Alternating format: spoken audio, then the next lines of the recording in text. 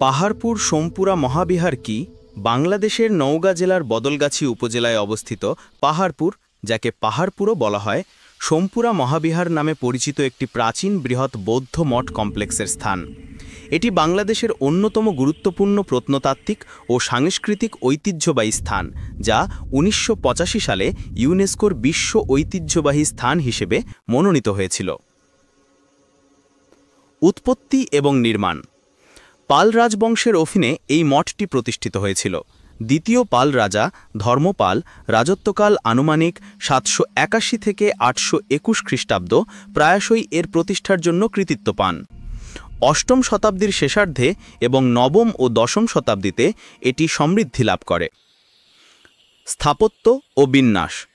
বিহারটি একটি চতুর্কোণাকৃতি বিন্যাসে নির্মিত, সন্ন্যাসীদের জন্য কক্ষ দ্বারা বেষ্টিত আদালত। এর উঠোনের চারপাশে ১৭৭টি সন্ন্যাসী কক্ষ রয়েছে। এর উঁচু ঘেরা দেয়াল মোটা এবং উঁচু এবং একটি কেন্দ্রীয় মন্দির, সুতের মতো ক্রুশবিন্দ মন্দির বা মন্দির রয়েছে। বাইরের দেয়ালগুলো পোড়ামাটির ফলক ও ফার্সকলের অলঙ্করণে সমৃদ্ধভাবে অলঙ্কৃত, যা বৌদ্ধ থিম, জাতক কাহিনী, গ্রামীণ জীবন ইত্যাদি প্রদর্শন করে। গুরুত্ব। পাহাড়পুর কেবল ধ্যানের জন্য একটি মঠ ছিল না, এটি ছিল শিক্ষার একটি প্রধান কেন্দ্র, যা সমগ্র অঞ্চলের সন্ন্যাসী, শনাক্ত এবং ছাত্রদের আকর্ষণ করত। এটি বাংলার মহান মহাবিহারগুলির মধ্যে একটি ছিল, যা ভারতের নালন্দা এবং বিক্রমশিলার মতো স্থানগুলির সাথে তুলনীয় মর্যাদার দিক থেকে। স্থাপত্যের দিক থেকে এটি দক্ষিণ এশিয়া এবং দক্ষিণ পূর্ব এশিয়ার অন্যান্য বৌদ্ধ সংস্কৃতির সাথে প্রভাব এবং মিথক্রিয়া দেখায়।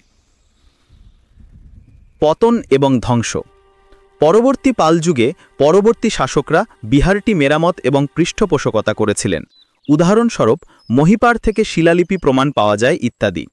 দ্বাদশ শতাব্দীতে সিন রাজবংশের উত্থানের সাথে সাথে পৃষ্ঠপোষকতা হ্রাস পায়।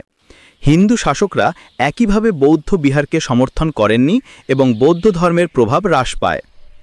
আক্রমণ বা অভ্যন্তরীণ অস্থিরতার কারণে বারবার ক্ষতি বা পতনের প্রমাণ পাওয়া যায়। তবে কিছু অংশে ধ্বংসাবশেষ স্পষ্টভাবে ব্যাপক ধ্বংস, অর্থাৎ বড় আগুন বা ব্যাপক ধ্বংসের কোনো স্পষ্ট লক্ষণ দেখায় না, যা ধীরে ধীরে ক্ষয়, পরিত্যাজিত জনসংখ্যা, স্থানচ্যুতি ইত্যাদির ইঙ্গিত দেয়। ত্রয়োদশ শতাব্দীর কাছাকাছি সময়ে বিহারটি মূলত পরিত্যক্ত বলেই মনে হয়। পুনরাবিষ্কার, খনন এবং আধুনিক অবস্থা। ১৯ শতকের প্রথম দিকে, যা এই ১৮০৭ থেকে ১৮১২ সালের মধ্যে, পূর্ব ভারতের সমীক্ষার সময় হ্যামিল্টন অর্থাৎ বুকানন হ্যামিল্টন প্রথম এই স্থানটি লক্ষ্য করেন। পরবর্তীকালে আলেকজান্ডার কানিংহাম ১৮৭৯ সালে এই স্থানটি পরিদর্শন করেন এবং সীমিত খনন কাজ করেন। ব্রিটিশ ঔপনিবেশিক শাসনামলে এবং পরে বাংলাদেশি প্রত্নতত্ত্ব বিভাগের দ্বারা পদ্ধতিগত প্রত্নতাত্ত্বিক কাজ পরিচালিত হয়েছে। ধ্বংসাবশেষের কাছে একটি স্থান মিউজিয়াম রয়েছে, যেখানে অনেক নিদর্শন রয়েছে, মূর্তি, পোড়ামাটির ফলক ইত্যাদি। ভৌতিক বর্ণনা। মাত্রা। বিহারটি প্রায় ২৭ একর জমি জুড়ে বিস্তৃত। বাইরের প্রাঙ্গণের পরিমাপ প্রত্যেক বাইরের দিকে ৯০০ ফুটেরও বেশি।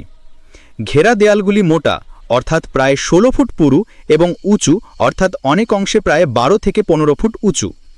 ঢিবি, অর্থাৎ কেন্দ্রীয় অংশ আশেপাশের সমভূমির থেকে প্রায় ২৪ মিটার উঁচু। নাম এবং ব্যুৎপত্তি। স্থানটির আসল নাম সোমপুরা মহাবিহার।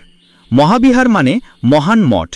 পাহাড়পুর নামটি আরও সাম্প্রতিক বা স্থানীয়। এই পাহাড় মানে পাহাড় বা ঢিবি এবং পুর মানে শহর বা স্থান।